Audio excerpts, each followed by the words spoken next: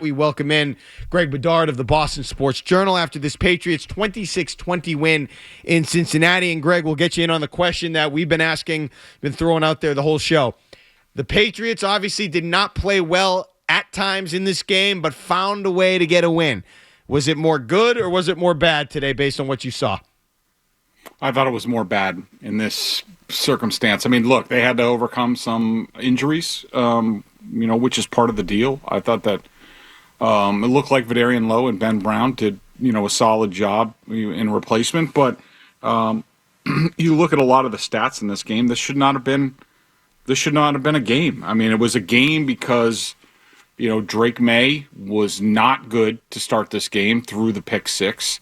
I thought they sort of bungled the end of the first half, and then they only got 3 points out of 12 plays from inside the Bengals 5-yard line in goal-to-goal situations. I mean, if they manage those situations better, this is not a game. It shouldn't have been a game. It's only because it only was a game, and they had to sort of hold on for dear life at the end due to self-inflicted wounds. And so this one, while it's good to learn lessons when you're winning, and that's good, the Patriots put themselves in that position today. Greg, I'd been asked to bring up the injury bug. Sounds like you might have floated it out there this week. Are you No. Hang on. Just yes, please correct it, please. First of all, I've been saying it for weeks, not this week. And somebody actually asked Vrabel a question on Friday about how healthy they've been. So I think that's what he was. And I think in the post game, he made a comment about the media or reporters. Oh, he definitely You should did. go listen to that. He definitely did. No, I heard it. All right. Yeah, I heard it. Well, anyways, do you have confidence that they can still maintain the success with the injuries they have? Yeah, relatively. It depends how many more they get and where. But unless you were living in some sort of dream bubble, this was going to happen at some point to the Patriots. They had been extremely lucky with injuries. Sometimes that holds for a whole season. A lot of times it doesn't. I agree with Vrabel when he said, I don't think anybody's going to feel sorry for us. I mean, you just look at the Bengals on the other side with, they haven't had their quarterback since the middle of week 2, along with, Chase was his own doing, Trey Hendrickson, Cam Taylor-Britt, all these guys, the injuries on the offensive line. And, it's time for the Patriots to deal with it like everybody else does. I do think that I think Ben Brown is really solid. I think you can make the argument that you're not going to lose really anything by Ben Brown substituting in for Jared Wilson. Obviously, Vederian Lowe for Will Campbell is something different, but something they're going to have to manage. Josh McDaniels has a lot of experience doing that, has had to do it here in the past. I think that as opposed to I know a lot of people are going to have PTSD about hearing Vederian Lowe being left tackle, but I think people need to leave aside what happened last year under those coaches, under an offensive coordinator who did not prioritize protecting the quarterback. Josh McDaniels always starts there with his passing concepts and what he's going to do in the game. I think him and Drake Maye have both made the offensive line look a lot better than it is in terms of pass protection due to that. And so he's going to continue to need to do it. I don't love the drop off. I thought Will Campbell was their best sort of nasty run blocker. They don't have nearly enough of that, so that's going to be a loss. But they can manage these losses on the offensive line. All right, well, dadgummit, Greg Bedard bringing a little positivity there. Makes me feel a little bit better about Vederian Lowe, even though I still don't feel good about Vederian Lowe. I do want to ask about one thing, Greg, that just, was borderline. I mean, it wasn't good. It was borderline a disaster today, and that was the offense in the goal-to-go area down by the goal line. What happened, and what can they do to fix that? Because to me, it looks like they don't really have an identity or really know what they want to try to be in that spot. It's a good question. It's something that as soon as we're done, I'm going to go look at a little bit more closely because I have a lot of questions about that as well. I mean, the bottom line is, I think Vrabel wants to be a physical team. They need to be a physical team to finish off some of these games, to win in the cold weather. you got to be able to run the ball inside the 5-yard line. You just have to. And the Patriots, I think we've talked about this earlier, where even the starting offensive line that they had, you look at that group across the board, and outside of probably Will Campbell, there aren't a whole lot of glass eaters up there, guys who are just going to out physical the other team. I think they're being out physicaled up front, and it's starting to show up actually in the run defense as well on that side. And so the fix, I don't know. I mean, I think they are holding, Mark. I think they're holding in their back pocket sort of more RPO Drake Maye run game. I don't think they want to use that until they need to. Mm-hmm. And against teams like the Jets and the Browns, it's not a time to do that. Maybe against the Bills and the Ravens coming up, because they haven't really shown that on film. I think they could definitely use it. I think they will use it. It's something they worked on this summer in training camp. So I expect to see that at some point. I would really like to see them get a real fullback, a real physical fullback to sort of insert in there to help out the offensive line. I'm not holding my breath that that's going to happen. But I think they're going to have to get better. They're going to have to revamp how they do things, think about how they do things. They're not good in short yardage, and they need to get a lot better. Hey, Greg, just real quick, where should fans be right now? Because we're getting conflicting reports of down the road compared to now, but this is a first-year program. Mike Vrabel got 10 wins, which is great, right? I mean, they're obviously progressing and getting better every week. Yep. But at the same time, you look ahead here, and now there's injuries approaching, and the schedule will get tougher down the line here. Where do you think the Patriots are at? Are they looking at it as it's their first year and they're trying to get better every week, or will they start to look ahead to the playoffs?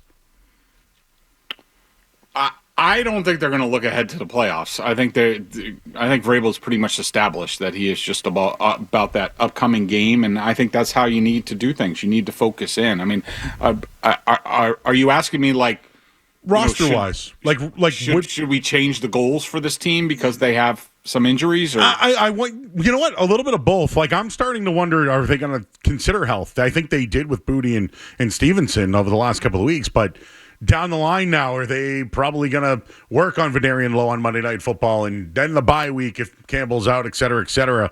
Like, could they start to play it as they want to protect guys to be ready for the playoffs?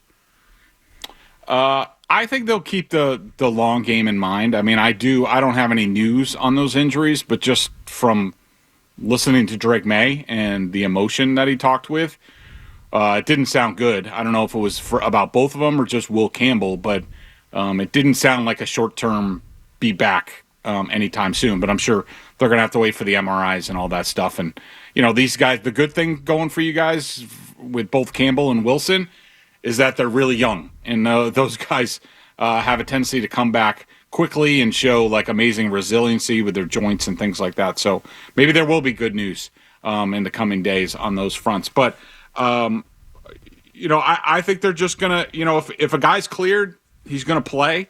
I don't think those guys, maybe they held him out a little bit longer to be sure. But I think I'm not changing anything about this team. I mean, this team, provided Drake Maye doesn't come out many more times and sort of sleepwalk through the first, quarter plus and throw a pick six and not hit, the broadside of a barn for a while in this game.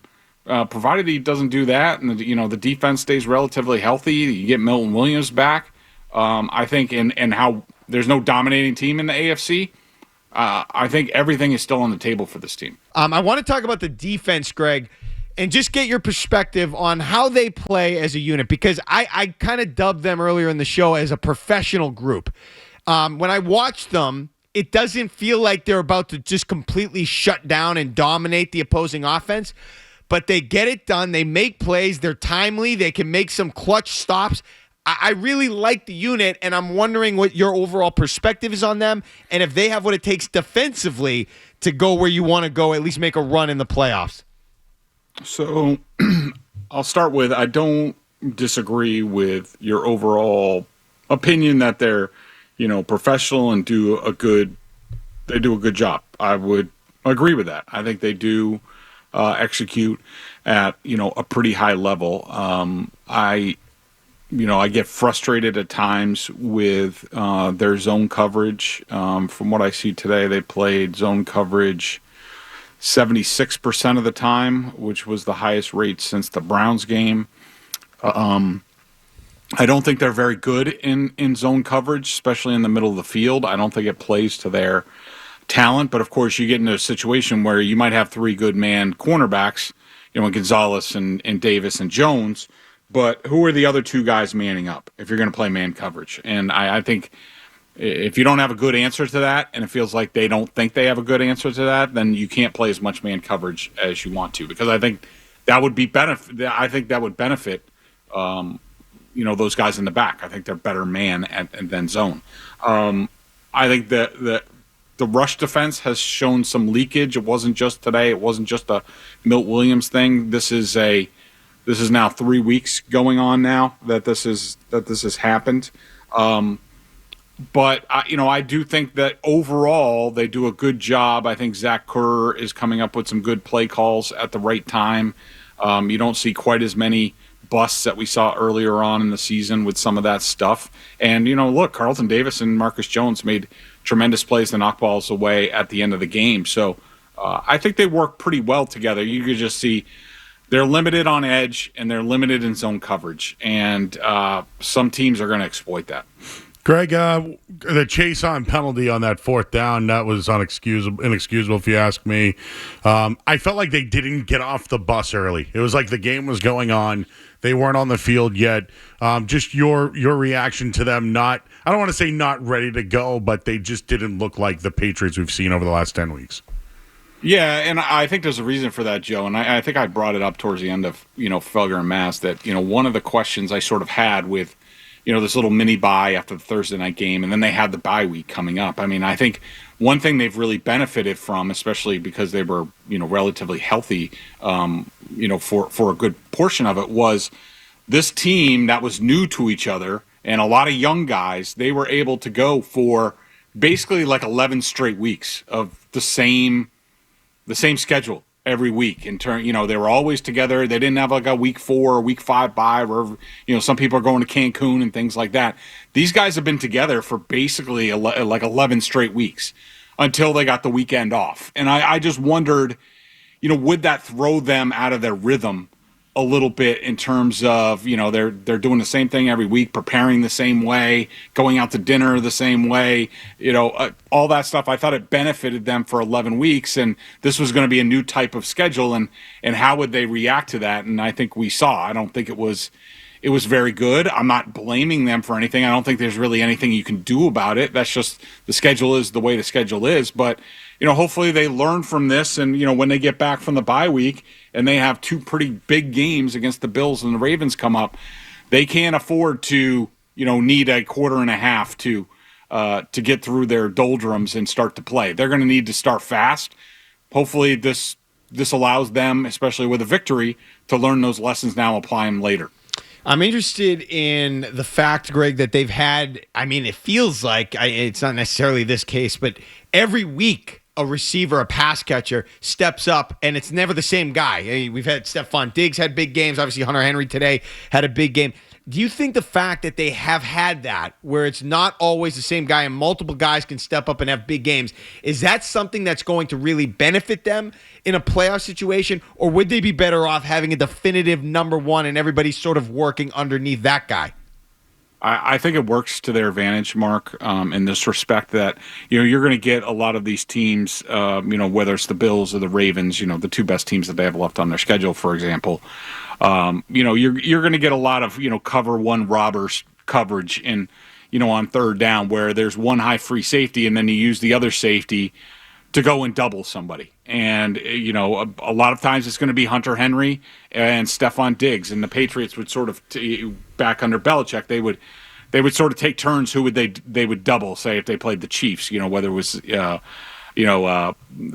tight end Kelsey or Tyreek Hill or what have you. So I think it will benefit them. What is interesting, we're sort of bringing up things that sort of caught your eye. So the Patriots wide receiver target percentage in this game was just 37%. That is the lowest of the season. They average 56% wide receiver target rate. And also in this game, I'm trying to find the stats. So the Bengals played 46% man in this game. That was the second highest total the Patriots have faced this season. Number one was the Browns.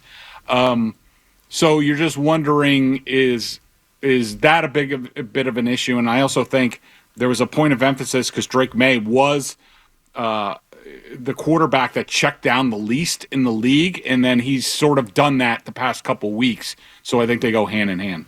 Greg, next week, Giants, Monday Night Football. Jameis Winston threw for 366 yards today. They lost in overtime on a big run, but he kept them in the game. Do they think they stick with him or Dart? And who do you think would be more of a challenge for the Patriots?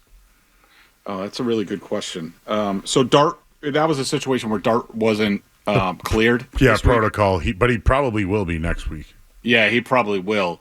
Well, I mean, I would probably be more afraid of Jameis just because his fearlessness and his ability to throw the ball down the field. I think the Giants will just put Dart back in because that's what you do. But definitely, this is a guy that you have to have a plan for his legs, like way more than Drake Maye.